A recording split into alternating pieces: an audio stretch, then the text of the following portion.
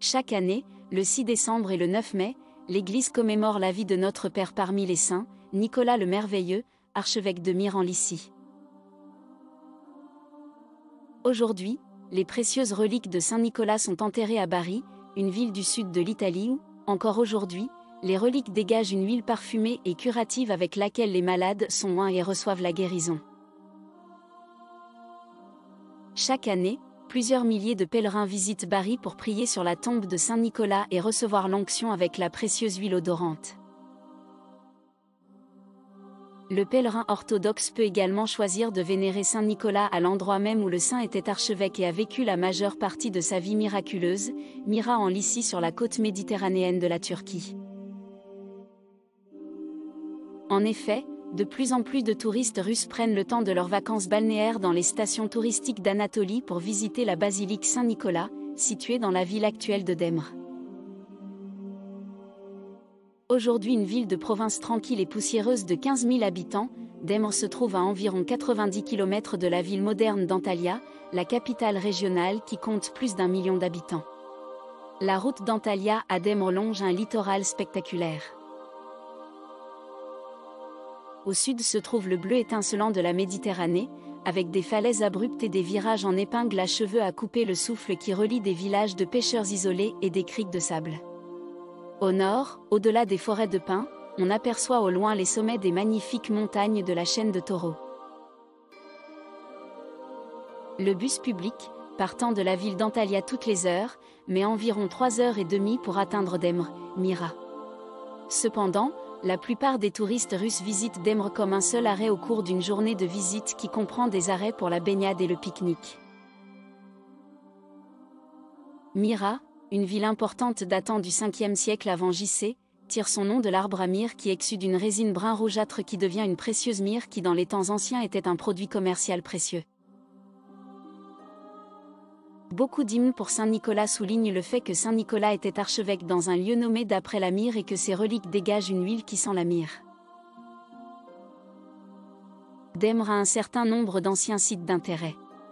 À environ 1,5 km de Demre se trouvent les ruines de l'ancienne ville de Myra, y compris la nécropole marine, ainsi qu'un amphithéâtre romain. La nécropole marine abrite un remarquable ensemble de tombes rupestres aux façades richement décorées, creusées dans la falaise. Les tombes ont été construites comme des copies des habitations des premiers habitants de Myra. L'amphithéâtre, le théâtre le plus grand et le mieux conservé de Lycie, est en excellent état. Ses 35 rangées de sièges en plein air pouvaient contenir 10 000 personnes. Cependant, pour le pèlerin orthodoxe, le point culminant de Demre est la cathédrale Saint-Nicolas, à environ 150 mètres de la place principale. Datant de la fin du IVe siècle, l'église fut agrandie par l'empereur Saint Justinien le Grand. L'église que l'on voit aujourd'hui a été construite au VIe siècle avec des matériaux antérieurs.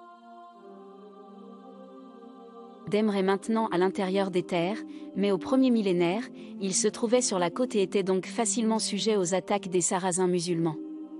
En 808, les Sarrasins attaquèrent ce qu'ils pensaient être le tombeau de Saint Nicolas mais détruisirent en fait un autre tombeau. Puis les pillards sarrasins ont presque complètement détruit l'église en 1034, mais elle a ensuite été restaurée et agrandie en 1043 par l'empereur Constantin IX et l'impératrice Zoé la Macédonienne. Cependant, Myra passa aux mains des Sarrasins peu de temps après.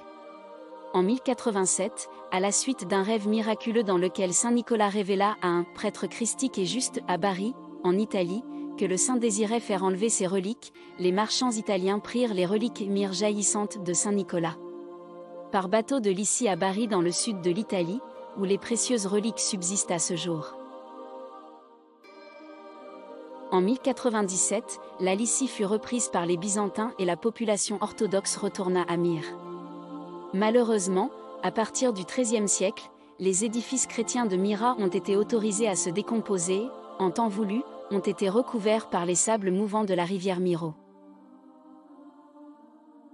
Finalement, une petite chapelle a été érigée sur les ruines de l'église de Constantin.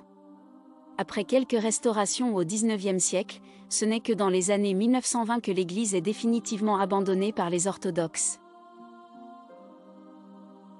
L'intérêt de la Russie pour l'église de Myre semble avoir surgi pendant la guerre de Crimée 1853. L'église et ses environs ont été achetés par le gouvernement russe au nom de la comtesse Anna Galicia.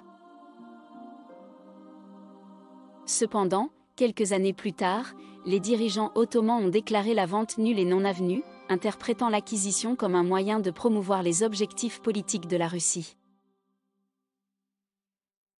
Dans les années 1860, il y avait une grande hostellerie de pèlerinage près de l'église dans laquelle s'abritaient beaucoup de familles russes et un prêtre qui vivait à l'église, mais il a dû migrer vers un haut plateau à la mi-mai à cause de la chaleur extrême et mouches. La restauration au XIXe siècle de l'église Saint-Nicolas de Myra, financée et dirigée par des Russes dans les années 1850 et 1860, a été mise en œuvre principalement par August Salzmann. Les écrivains modernes conviennent généralement que la forme originale de l'église a été gâchée progressivement lors de la restauration en 1862. Salzmann ajoute un clocher et remplace le dôme d'origine par une voûte d'arête totalement inadaptée au caractère architectural de l'édifice.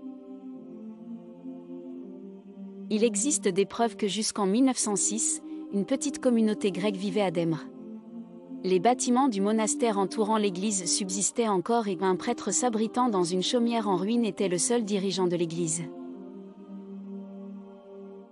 Un voyageur allemand a tenté de mesurer le site mais l'eau lui montait jusqu'aux genoux, à certains endroits, jusqu'à la poitrine, ce qui l'en a empêché. L'église du côté nord du monastère a été enterrée sous un grand monticule de boue de rivière. À cette époque, on pénétrait dans l'église par une fenêtre de la galerie de l'étage supérieur. Puis, en 1962, les autorités turques firent enlever l'épaisse boue alluviale de tout le site et la basilique Saint-Nicolas sortit de son linceul.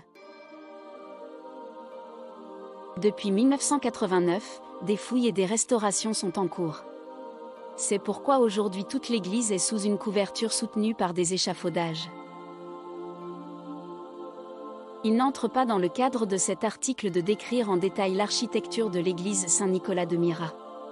Le lecteur assidu trouvera que l'église a une place dans de nombreux livres sur l'histoire de l'art byzantin, car c'est un exemple important de l'architecture et de l'art de l'église byzantine moyenne. En résumé, l'ensemble comprend aujourd'hui l'église à coupole avec une abside, une bema, la salle du dôme, deux nefs, une salle d'angle au nord-est, l'autre au sud-ouest et un exonarthex. Pour le pèlerin orthodoxe, le principal intérêt sera le couvercle du sarcophage qui couvrait autrefois les os, jaillissants de Myre, du saint. On sait que ce couvercle de sarcophage recouvrait autrefois les reliques du Saint-Car. Sur la face supérieure du couvercle, on peut reconnaître une absorption d'huile. À l'opposé de l'absorption, le sol du sarcophage présente un trou qui permettait aux pèlerins de recueillir la myrrhe de Saint-Nicolas. On peut conclure que les fragments du couvercle appartiennent au sarcophage original de Saint-Nicolas.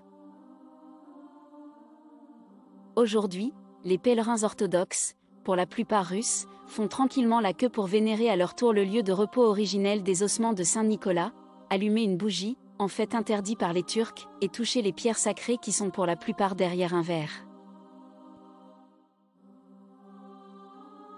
Dispersés autour des murs de la basilique se trouvent de remarquables fragments de fresques.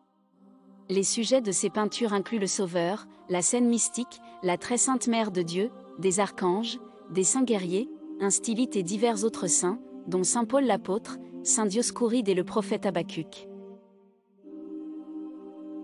De plus, il existe un certain nombre d'autres fresques qui représentent des évêques rencontrant l'empereur lors du Saint-Synode, peut-être le premier Saint-Synode écuménique de Nicée auquel a assisté Saint Nicolas. À l'intérieur de l'abside de la chapelle sud se trouve un couvercle de sarcophage qui contient une inscription russe, offerte par le tsar Nicolas Ier de Russie 1796 à 1855 qui a financé les premières restaurations russes. Le tailleur de pierre turc n'était évidemment pas familier avec le cyrillique et l'inscription est pleine de fautes d'orthographe et de lettres mal formées. L'inscription est en fait le tropère de Saint Nicolas. La vérité des choses t'a révélé à ton troupeau comme une règle de foi, une icône de douceur et un maître de tempérance, c'est pourquoi tu as atteint les sommets par l'humilité, les richesses par la pauvreté. Ô Père et hiérarque Nicolas, intercédez auprès du Christ Dieu pour que nos âmes soient sauvées. À gauche de l'entrée de l'église Saint-Nicolas se trouve un petit jardin contenant une statue en bronze du Père Noël portant un sac de cadeaux et entouré d'enfants. Il est rapporté que la statue a été donnée en 2002 par l'Église orthodoxe russe. Malheureusement, l'église a longtemps été traitée principalement comme un site historique plutôt que comme un lieu de culte. Les rues entourant la basilique regorgent de boutiques consacrées à la vente d'icônes et d'autres objets sacrés. Enfin, il convient de noter que le musée d'Antalya spacieux, construit à cet effet et primé, l'un des principaux musées de Turquie, situé dans la ville d'Antalya, présente un certain intérêt pour le pèlerin orthodoxe. L'objectif principal du musée est sa collection de classe mondiale de sculptures et d'objets classiques. Cependant, dans ses galeries récemment rénovées, il y a une petite collection d'icônes joliment exposées, dont de magnifiques icônes de Saint-Nicolas et de Saint-Paul. Myra, mentionnée dans les Actes des Apôtres, est l'une des nombreuses villes côtières antiques visitées par saint Paul, avec saint Luc et saint Aristarcho. À Myra, les saints ont échangé des bateaux sur le chemin de Rome, aidés par le centurion romain Julius, qui leur a trouvé un navire d'Alexandrie se dirigeant vers Rome par la voie de Cnido. Le plus intéressant est un reliquaire grec orthodoxe contenant quelques précieuses reliques du saint. Ces fragments ont d'abord été collectés par des marchands vénitiens qui, en 1099, ont tenté de découvrir si quelque chose avait été laissé par les marchands de Bari. Aujourd'hui, ces reliques peuvent être vues au musée d'Antalya.